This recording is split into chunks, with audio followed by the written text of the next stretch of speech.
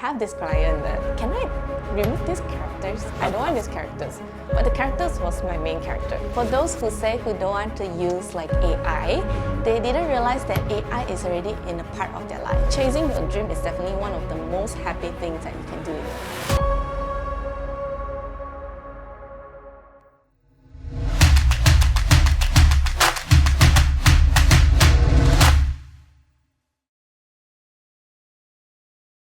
Jayee is the creative mind behind MonKiddo, an award-winning character IP from Malaysia that transforms inner monsters into playful, relatable characters. Through her comics, Jayee tells the story of Soso, a small-town dreamer navigating big city life. Her work has led to collaboration with Converse, Atmos, with merchandise like stickers, prints, and pop-up books. MonKiddo brings joy and relatable stories to fans, one doodle at a time. Welcome, Jayee.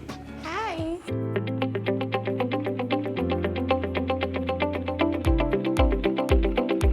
So let's start from the beginning. How did your journey as an illustrator kick off? Was there a specific moment or influence that pushed you towards this creative path? I would say I started this journey since very young. I think I have been doodling since I was a kid. But one thing that kicks this off is, like the teacher will always ask us to do like perfect results for like the craft class. But my mom saw it and say, oh, this is not what you do. And then she started to talk to the teacher, hey, I want my daughter to do it on her own instead of you helping her. I kind of like changed a little bit where I started to explore on my own instead of having people to help me. I don't really think that I will venture into this art illustrations until I finished my SPM, which I went into like an art schools and I learned a lot, and I feel like I got inspirations from all around the world. I started to properly turning this into my career. So lately, everyone I think is talking about IPs, and I know you have created your own IP as well, alright? So the MonKiddo world. So can you tell us more about this and how did it come to life? So it was actually my final year project. Alright. So my final year project is tell about stories and create a universe. So at the time, I was so anxious about being an adult, and then I don't know what to do. I don't know what to do. Will I find a job or not? That will be one of the concerns that I got. So I created this monster character because I love cocktail sausage.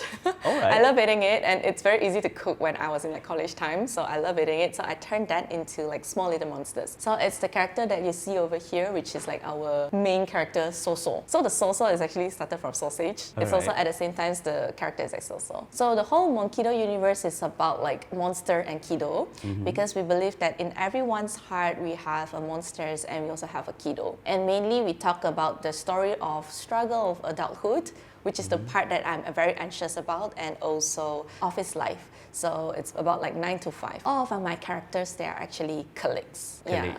So this is the IP that I created. I wouldn't call it IP at the very first time because it's just like few characters, right? Until I properly treat them like assets. So created a universe and then also give them personality, started to draw like different comics online. When it started to gain like attentions, I feel like, oh, this is the thing that I truly want to do. Alright, okay. So what is the emotional kind of things that actually you want to give to the society or for your readers? Yeah. I don't think that much at the first. I was just trying to draw whatever I love. So I born in a Chinese family. I loved about like Chinese mythology. So I tried to draw like these little monsters, or I would say goblin, went into the 18th floor of hell to work.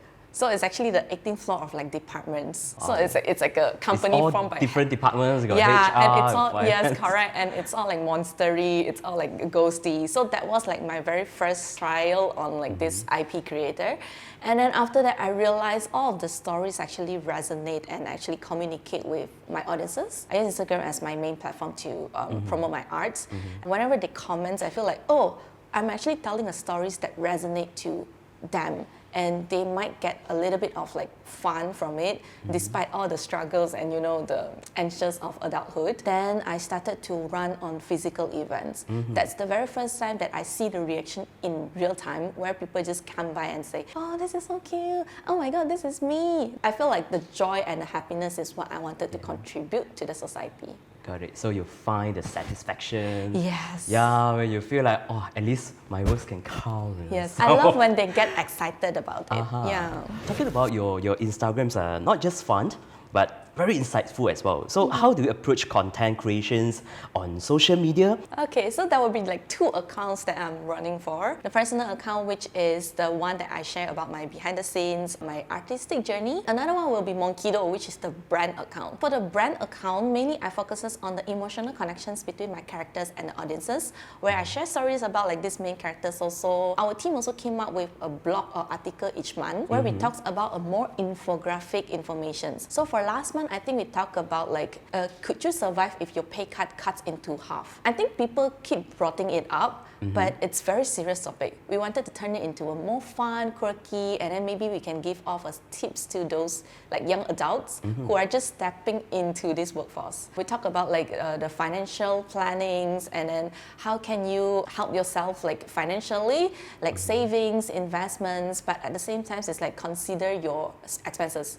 Because when you are earning like maybe 2K, you are drinking like 蜜雪 beep. I don't know, can we mention that? Okay, but when you're earning more, maybe your boba tea actually started to expand into a more expensive drinks. That will be a lifestyle inflation as well. All of these topics are very, very interesting. Therefore, through social media, it's very easy for us to communicate through visuals. And that's also one of the things that we wanted to bring back to the audiences and also get their feedbacks.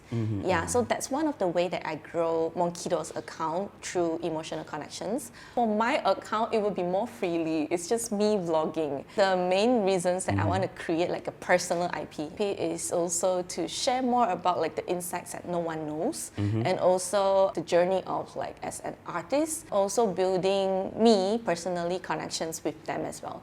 Some of them, they know MonKiddo because of me, but some of them, they know me because of MonKiddo. So I feel like it's a perfect system where it's a very perfect so-called ecosystem. Ecosystem, yeah, yes. so you can just connect to each other as well. So what is the first step or probably strategy that you can provide to new artists who like to venture into social media world? It will be a little bit tricky. It's not like I'm saying bad things about it, but you are basically controlled by algorithm. First thing I would suggest is to follow the creators platform for Instagram. Creators platform or like creators account, they will give you a lot of insight on what's their new update. For example, recently they just released like a new editing apps, edits. You could use that. Maybe it will boost your algorithm, and then maybe you can look at like how what kind of content perform the wells. You don't have to force yourself into doing something that you don't like. For example, TikTok dances. I don't do TikTok dance because I don't know how to dance, but I might use the trending audio to create something for my characters, or maybe something for my behind the scene artwork. For newbies, I guess that you have to study the game in order to play the game.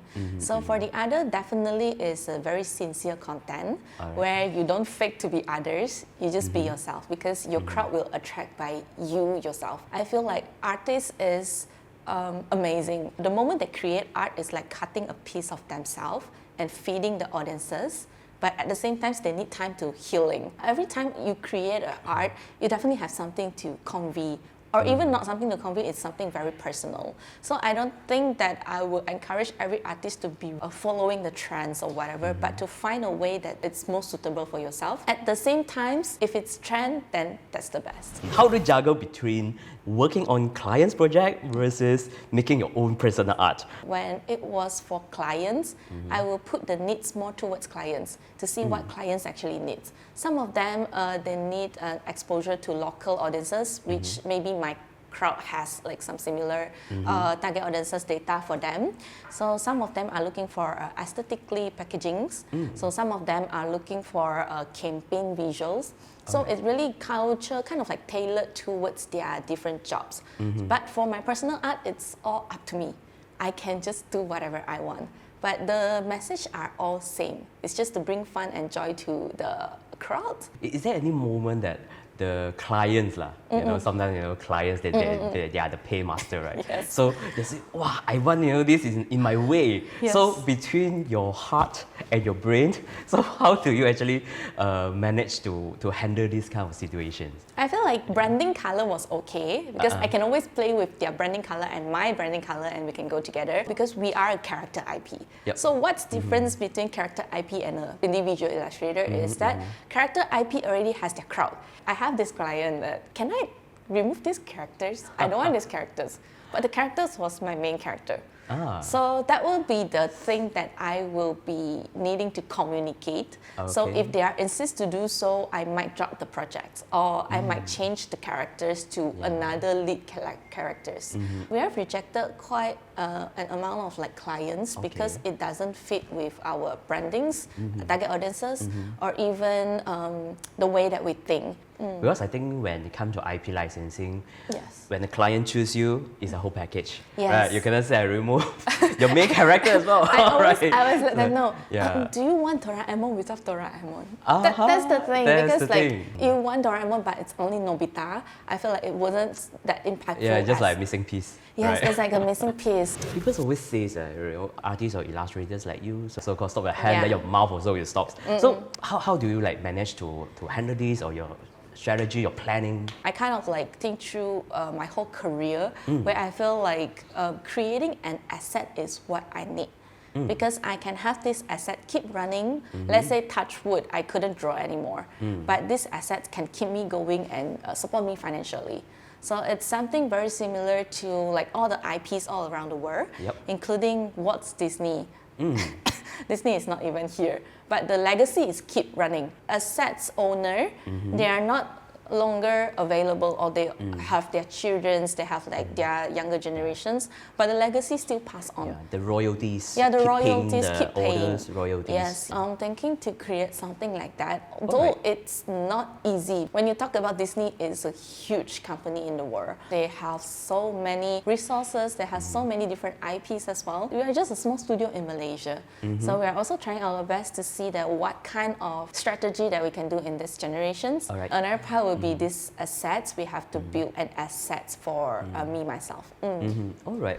Talking about how quickly AI can now replicate an art styles. The other one is uncertainty in the world with the ongoing conflicts and also the global tensions. So how do you see these two factors affecting the artists and also the industry? What do you think artists can do to survive and to overcome these challenges? Okay, I feel like it's broadening your skill set. Including considering AI as your tool. I've seen like people around me making their Ghibli profiles. Yes, they can just copy your style in a blink. And some of them are so high quality. Some of them are a bit wonky, but a lot of them are quite high qualities. It actually raises our concerns that plagiarisms or the rights of my characters, a lot of concerns that I need to put in. So that's why it makes IP even more important for all creators out there. It's very important to have like an IP law to protect your work, including applying for copyrights, applying for trademarks. It's all important steps in your artistic career. In this world, AI has like a very gray zone of law, where maybe big companies can use AI prompter to prompt your things, and then they can apply on their products as well. So that would be one of the things that I couldn't expect how it will be going, but definitely try to seek for a law that can protect you. I think there's still no any regulations or law to protect an art style, can protect the IP. It's very hard to protect art styles. Right. So I think the only way that the artists continue to survive in the industries is to create and strengthen your IP power, your community. People recognize you by you. You might have like art style very similar to Keith Haring. People might call you art style stealer or whatever. Every artist does that. Even the artists back from Renaissance, like Leonardo da Vinci, they all steal the human anatomies and everything. They study from the people around them. They study from the world around them. They study from the beliefs that is in their mind. I think there's a quote about like every artist creates by stealing. So it's not wrong for you to kind of like replicate an art styles, but you definitely need to grow from there. Let's say you have an idea on how to draw Ghibli art styles. Of course, you will get a lot of like commissions. So until now, AI can replicate, then you lose your job in creating a Ghibli portrait for the others. So from there on, you have to build like your community, still the same social media, and then exposures, or even the brands to get recognitions for you. I would say the open-minded and pick up different skills would be the main thing that we will need. Can you share with us how AI make a difference in your life and also in your business as well? I use some of them in my daily plannings, including daily schedules, the suggestions. I did mention last time when I met you that I throw my sales data into it and kind of like ask them, okay, so my sales data is like that. How can I do to improve and how can I do to allocate like the budgets on like different places as well? They are able to do it rationally. I can give them scenarios, for example. Oh, I'm Jayee. I'm an illustrator based in Malaysia. I'm joining these few events. I don't have an online platform. And this is like my sales. And then my merch, I have like this, that. I can just straight off like throw a CSV file into the ChatGPT. And they are able to help me analyze everything and also help me in all these aspects. In a daily life, if I want to do this analysis, it might take me 1 to 2 days. Or I can't even think of it. I might need to hire a profession for me to analyze my data. So I feel like ChatGPT is a very low boundaries and also accessible tools that for me to use it. And for another part is people keep talking about AI generative image, right? So I don't really use that because I got the skill set to create image. But what if it's for people who don't really know how to create? So I have this really cute client. He want me to help him to do like some packagings.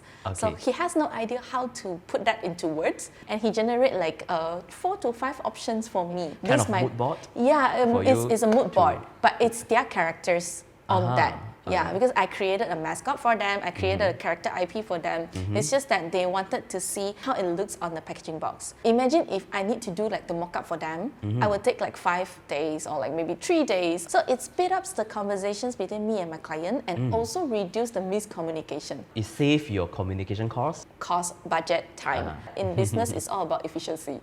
Client will expect you to give them like quotations on the day, proposal on the next day. So how can you do it efficiently but also talk about your brands and stories? Right, okay. So for those, let's say any ideas that they don't feel comfortable to use AI in their life or maybe in their business, so anything else that they can do, right? For those who don't want to use like AI, they didn't realize that AI is already in a part of their life. The moment that you scroll through like social media, the ads that you get, it's counted and analysis by AI. So AI will be having like the data of your scrolling habit. Let's say you love makeup, you love like skincare. They will definitely give you more ads about like skincare and makeup. Yes. That is also AI. Electronic devices. Hey, can you help me turn on the light? And it's turned on. It's more than just program. It's also one of the AI where they can answer your questions as well. I need to go to gym later, so what should I pack? And then they will let you know that, this is what you need. And then this is the healthy meal, this is the meal that you need to prepare, including driving, like Tesla. They have like this AI system where you can park. I don't know how to park, then I just like beep, then I can park already. Oh, right. So I feel like everyone can kind of like move on with the wave. I cannot convince you to like things that you don't like. So try to learn about like the game and the system in order to use the system. It also depends on the people around you. If 80% of the people around you uses that system, will you hop on it? Let's say 90% of people in the world have the common sense on like concept of currencies, then you will just have to adapt to it because you couldn't do anything unless you go back to your mountains and then kind of like set up your own trees. That will be a little bit difficult for people nowadays. Right, looking back, what's been the most challenging moment in your career so far? What did that experience teach you? I feel like it's the connections within me and the crowd. In this world, they have like so many different resources where they can get like different things. I'm thinking that how can I be more connected to the community and crowd as well. So we have been always trying to see if we can go for more physical events or even joining more NGO or like charity events that we can connect more people together. And the second thing maybe it's the educations of our clients, because in Malaysia, I don't think we are very good in collaborating illustrators and brands together compared to Taiwan, Japan, Americans. Imagine if they are selling this bag. So they wanted to license from like Disney. When you're licensing the other IP, it might cost you an arm and a leg. It's very expensive for their IP licensing fee to be.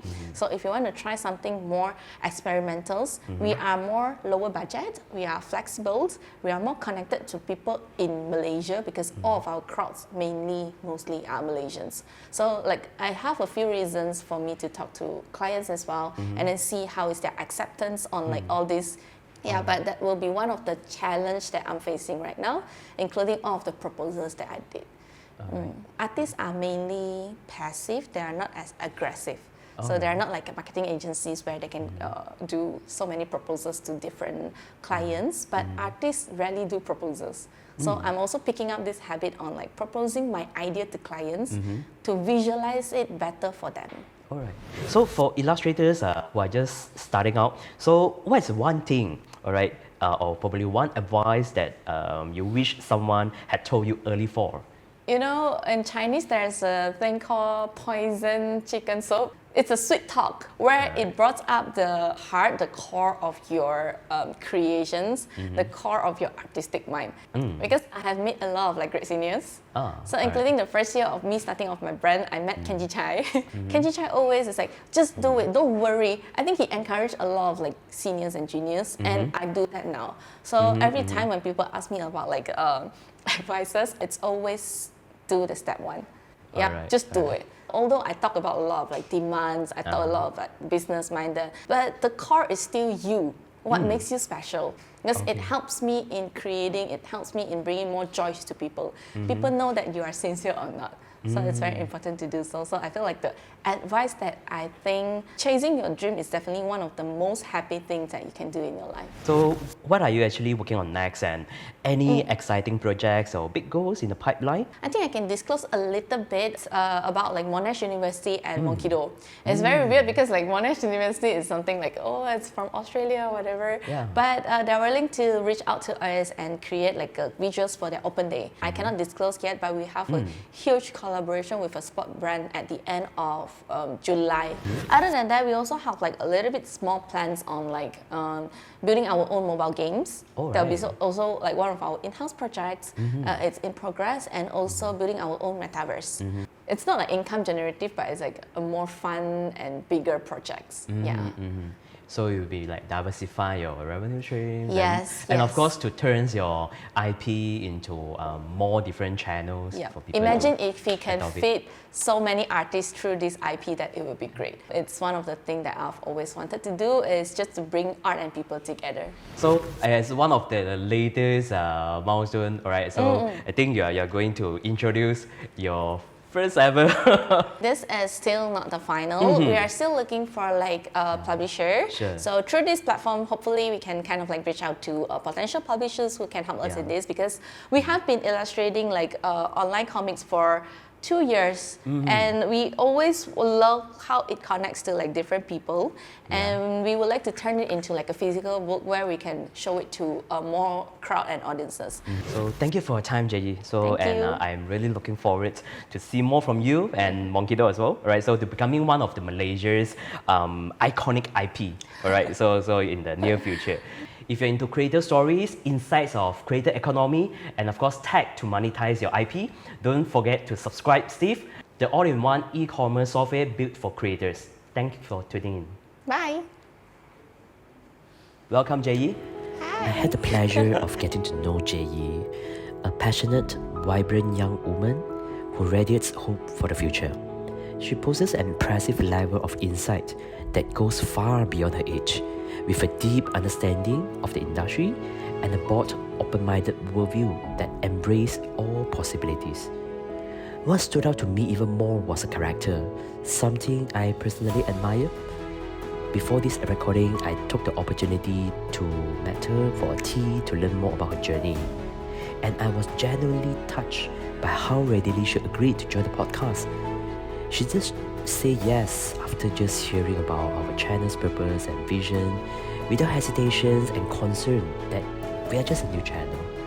That sincerely made me appreciate her even more. From the bottom of my heart, I wish her and MonKiddo continued success. With her talent, vision, and exceptional character, she is a creator who truly deserves to be recognized not just in Malaysia, but across Southeast Asia.